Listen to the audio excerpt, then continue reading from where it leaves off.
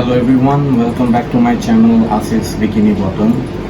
তো অনেক দিন পর আমার ভিডিও দেওয়া হচ্ছে। আপনারা আই গেস আমার যে স্কেপিংয়ের ভিডিওটা আপনারা এনজয় করছেন।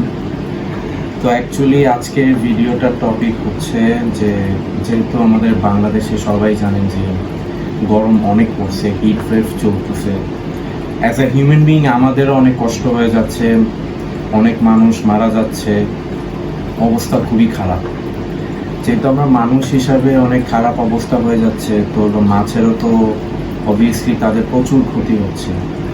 এই ক্ষতির মুখ দিয়ে আমিও যাইতেছি, সো আমারও চেষ্টা করতেছি ওদেরকে ভালো রাখার জন্য। বাট আমার লাইফস্টাইলটা এখন এমন হয়ে গেছে, আমি ম্যাক্সিমাম টাইমে খুব ব্যস্ত থাকি, আমার অফিস থাকে। বাট মাছের খেয়াল রাখাটা আমার কাছে সবচেয়ে বেশি প্রায়োরিটি।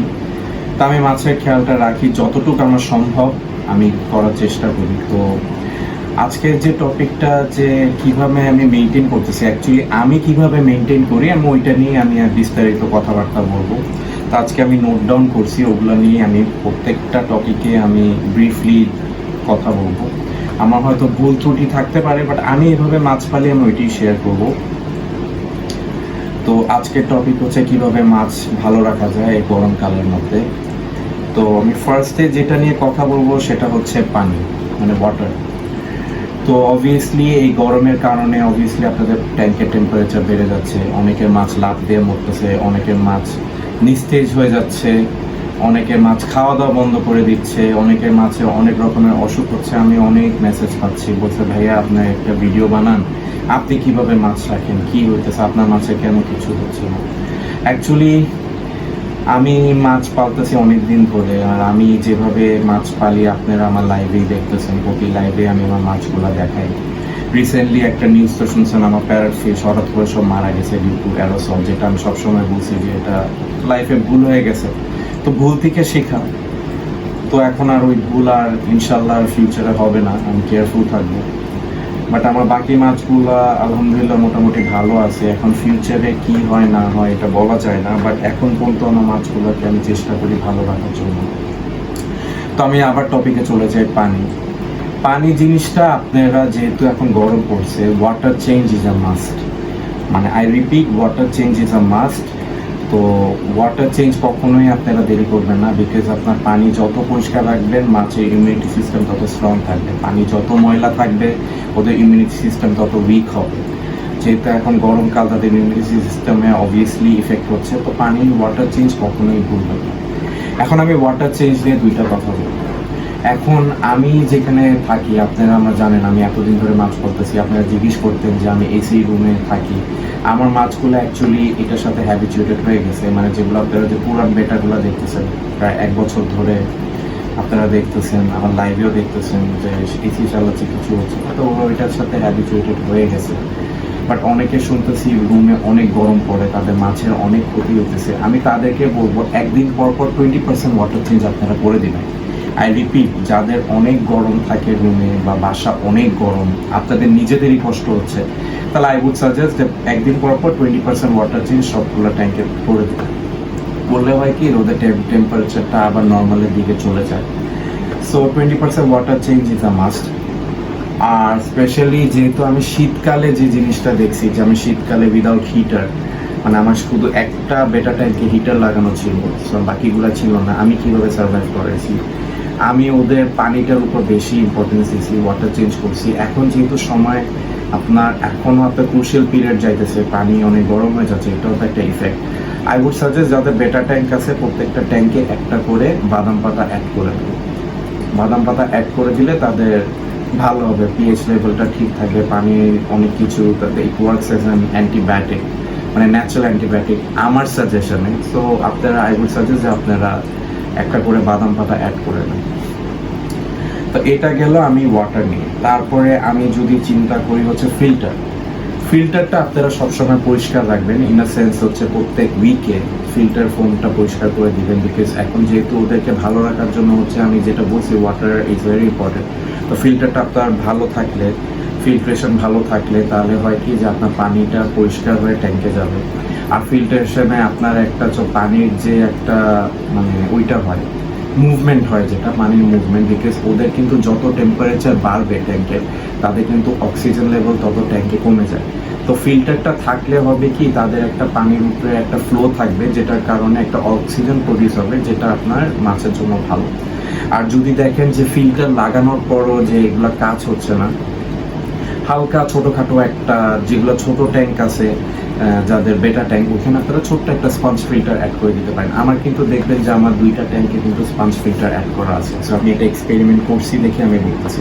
তো স্পঞ্জ ফিল্টার অ্যাড করে দিলে পানির উপরে মুভমেন্টটা থাকবে, তো এটাতে আপনার টেম্পারেচারটাও একটু আপ ডাউন করবে না, একটু টেম্পারেচারটা একটু কমবে, কিন্তু ট্যাঙ্কে প্রচুর পরিমাণ অক্সিজেন লেভেল বাড়বে। তো যাদের দেখবেন এটা খেয়াল করবেন হবে যে মাছ উপরে উপরে ভাসতেছে, অনেক জোরে জোরে শ্বাস নিচ্ছে, তখন করবেন কি আপনি একটা ফোম ফিল্টার অ্যাড করে দিতে পারবেন। তারপরে হচ্ছে যে খাওয়া দাওয়া। এখন শীতকালে আমি বলছিলাম যে তাদের ডাইজেস্টিভ সিস্টেম অনেক উইক থাকে, তো এই জন্য কম খাওয়া দিতে, বাট গরমকালে যেহেতু ট্যাঙ্কের টেম্পারেচার প্রচুর হাই হয়ে যায়, খাওয়া 2 বেলা ঠিক মতোই দিবেন। আমি বলতেছি না বেশি দিতে, যেরকম মডারেট দিতেছেন ওইভাবেই দিবেন, বিকজ হাই টেম্পারেচার পানিতে আপনার তাদের মেটাবলিজম প্রচুর হাই হয়ে যায় মাছের, তো তাদের প্রচুর পরিমাণ নিউট্রিয়েন্টস দরকার হয়। এর জন্য মাছের খাওয়া দিবেন 2 বেলা করে, যেভাবে বেশি দিতে বলতেছি না, বেশি দিলে কি হবে, মাছের ড্রপসি হতে পারে, স্পেশালি বেটার। তারপর হয়তো ওই ওয়েস্টেজ ফুডগুলো আপনার ডিকম্পোজ হয়ে পচে যেয়ে আপনার কিন্তু ট্যাঙ্কের অ্যামোনিয়া লেভেল বাড়তে পারে। আমি আবার বলতেছি যে পানি জিনিসটা আমি বেশি প্রাধান্য দিচ্ছি। তো আমি বলবো যে আপনাদের খাওয়া দিবেন 2 বেলা করে, উইকে একদিন ওদেরকে খাওয়া দিবেন না, ওদের গাটটা ক্লিয়ার হয়ে যায়, বাট প্রতিদিন 2 বেলা করে খাওয়া দিবেন। যেভাবে খাওয়া দিচ্ছেন ওভাবে খাওয়া দিবেন, খাওয়া কম দিবেন না। যেভাবে খাওয়াচ্ছেন মাছকে সবসময় ওভাবেই খাওয়াবেন, বেশিও খাওয়াবেন না যে এক্সেস পরিমাণ, যেহেতু আমি বলছি যে ওদের মেটাবলিজম হাই থাকে, বাট খাওয়া দিবেন। সো ওদের বিকজ ওদের গরমে কিন্তু তাদের মেটাবলিজম প্রচুর হাই হয়ে যায়। যেহেতু আমি খাওয়া নিয়ে কথা বলছি, আর এয়ার স্টোন নিয়ে আমার যে টপিকটা আসছে, এয়ার স্টোন একটা অ্যাড করে দিতে, যে অক্সিজেন লেভেল বাড়ানোর জন্য, এটা আমি আবার রিপিট করলাম। যাদের দেখবেন যে মাছগুলো উপরে এসে শ্বাস নিতেছে, তাদের এয়ার স্টোন অ্যাড করলে টেম্পারেচার কিছুটা কমে, আর হচ্ছে ট্যাঙ্কে প্রচুর পরিমাণ অক্সিজেন লেভেল বেড়ে যায়, যেটা মাছের জন্য এখন অনেক গুরুত্বপূর্ণ। তারপরে হচ্ছে আমি বলবো যে লাইট আওয়ার্স। আমি সবসময় আমার ট্যাঙ্কে 8 আওয়ার্স লাইট চালাইতাম due to my plants, but এখন আমাদের প্রায়োরিটি দিতে হবে মাছের উপর। যেহেতু আমরা মাছ পালি দেখে ট্যাঙ্ক আনছি, ট্যাঙ্কে সুন্দর করছি মাছের জন্য, তারপর এখন লাইট আওয়ার্স কমাই দিতে হবে। তো লাইট আওয়ার্স কমাই দেওয়ার রিজনটা হচ্ছে যেহেতু ট্যাঙ্কে যেহেতু এমনিতেও পানি টেম্পারেচার বেড়ে যায়, আপনি লাইটে কিন্তু প্রচুর পরিমাণ হিট প্রডিউস হয় বা তাপ অনেক থাকে, এটা কিন্তু মাছের ট্যাঙ্ক মানে যে ট্যাঙ্কের যে টেম্পারেচারটা ওইটা হচ্ছে বেশি হাই করে দেয়। তো এখন আপনাদের 8 আওয়ার্স করে লাইট জ্বালানোর দরকার নেই, আপনারা hardly 3 hours to 4 hours light প্রতিদিন জ্বালাবেন, এর চেয়ে বেশি না। এর চেয়ে বেশি লাইট জ্বালানোর দরকার নেই। আপনার প্ল্যান্ট স্কেলে যাক, আমার সাজেশন মাছ বেঁচে থাকবে। আপনি তো প্রায়োরিটি হচ্ছে ফিশ, আপনি মাছ পালতেছেন, সো পরে আপনি কিন্তু আবার স্কেপিং করতে পারবেন যখন আলহামদুলিল্লাহ যখন আমাদের সব কিছু ঠিক হয়ে যাবে, টেম্পারেচার মাছের বা আমাদের ওয়েদার ঠিক হয়ে যাবে, তখন আপনি প্ল্যান্টস নিয়ে কাজ করতে পারেন। সো আমি এখন ওইটাই প্রায়োরিটি দিতেছি, আমার মাছকে বাঁচানো দরকার। সো আমি লাইট আওয়ার্স একদম কমাই দিছি, 4 আওয়ার্স করে ম্যাক্সিমাম আমি চালাই। আমি এর চেয়ে বেশি আর জ্বালাই না, যেহেতু আমার ব্যাংকের টেম্পারেচার প্রচুর বেড়ে যায়, পানি গরম হয়ে যায়। সো আমি লাইট আওয়ার্সের কথা বললাম। তারপরে হচ্ছে আপনার রুমের কথা বলবো। আপনাদের যাদের রুম আছে ধরেন জানলার পাশে, আমারও ট্যাঙ্কগুলো জানলার পাশে থাকে, 2 সাইডেই আপনারা ট্যাঙ্ক দেখছেন জানলার পাশে, পর্দা একদমই খুলবেন না। যত পারবেন আলোকে বন্ধ করে রাখবেন, এখন আর আলো দরকার নেই। যত আলো দিবেন তত ওদের আবার ওই যে সেম জিনিস টেম্পারেচার বাড়বে। সো আপনারা পর্দা লাগায় রাখবেন, দরকার নাই রুমের লাইট টাইট খোলার, যেরকম আছে ওইভাবেই থাক। পর্দা জানলা সব লাগায় রাখবেন যেন রুমের টেম্পারেচারটা একটু কম থাকে, যেটা ইভেনলি আপনার ট্যাঙ্কের টেম্পারেচারকেও কম রাখার জন্য হেল্প করবে। সো এটা হচ্ছে আমার রুমের কথা, যে রুমের জানলা টানলা বন্ধ রাখবেন, পর্দা দিয়ে রাখবেন যেন ভিতরে আপনার আলোটা কম আসে, বিকজ এখন যে তাপটা ওটা প্রচুর গরম, বিকজ আমি তো বললাম আমরা মানুষই সহ্য করতে পারতেছি না, তো মাছের তো অবস্থা অবভিয়াসলি খারাপ হয়ে যাবে। তারপরে হচ্ছে যে রুম, এখন যেহেতু আমি এসি রুমে থাকি, আমি কিন্তু এসি রাত্রেবেলা ঘুমানোর সময় চালায় রাখি। আমি এভাবে মাছ পালতেছি, এটা আপনাদের টোটালি আপনাদের উপর, এটা আপনারা যদি মনে করেন করবেন না করবেন না, এটা আপনাদের ব্যক্তিগত ব্যাপার। আমি কিন্তু রাত্রে এসি চালাই ঘুমাই, আমার কিন্তু সকালে যখন অফিস থেকে চলে যাই আমার ট্যাঙ্কগুলো কিন্তু ভালোই ঠান্ডা থাকে, তাদের কিন্তু মানে মডারেট একটা টেম্পারেচার থাকে, যেটা আপনার দুপুর 4টা-5টা পর্যন্ত কিন্তু ট্যাঙ্কের টেম্পারেচার বেশি হাই হয় না, একদমই হাই হয় না। আর ট্যাঙ্কের পানিগুলো মোটামুটি ভালোই ঠান্ডা থাকে, যেটা ওদের জন্য কিছুটা ক্ষতি হইলো, বাট ম্যাসিভ কোনো ক্ষতি হয় না। কারণ আমার এখন দরকার হচ্ছে ট্যাঙ্কের টেম্পারেচারটা কম রাখার জন্য, ঠিক আছে। আমি কিন্তু কোনো ফ্যান বা কোনো কিছু যে ট্যাঙ্কের যে ফ্যান ট্যান পাওয়া যায় মার্কেটে বা অনলাইন পেজে, ওগুলো কিন্তু আমি একটাও লাগাইনি, আপনারা লাইভে দেখছেন। তো ওই কারণেই আমি এইভাবে পালতেছি, বিকজ আমার এসি রুম এখন লাগে না। এসি আমি যখন থেকে মাছ পালাই আমার বেডরুমে মাছগুলো আছে।